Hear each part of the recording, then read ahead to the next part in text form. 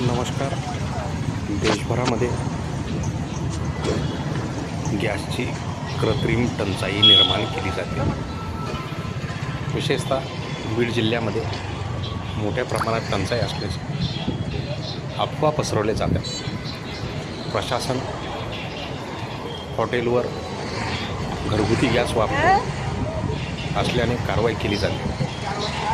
मात्र ही कारवाई तोंड पाहून केली जाते का, असाही प्रश्न निर्माण होत आहे. बीड शहरातील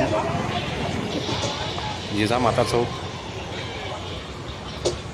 राजीव गांधी चौक या भागामध्ये अनेक छोट्या हॉटेल्सवर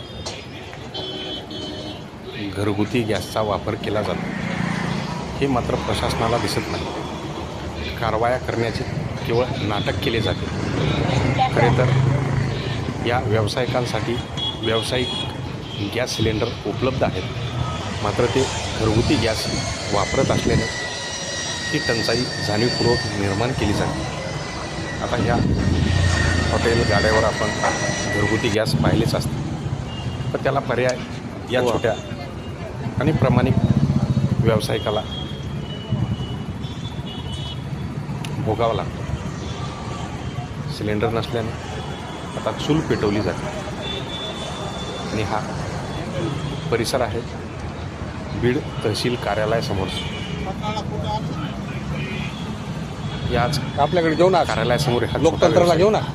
चूल पेटवून आपला व्यवसाय पूर्वीप्रमाणेच करत आहे. मात्र जिल्हा प्रशासनाने मागील काळामध्ये अनेक हॉटेल्सवर कारवाई केल्या, त्याही उद्या कार्यालयाच्या परिसरातील.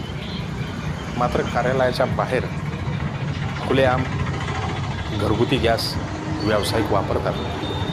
मग त्याला जबाबदार कोण, आणि ही कारवाई तोंड पाहून केली जाते का, असाही प्रश्न निर्माण होत आहे.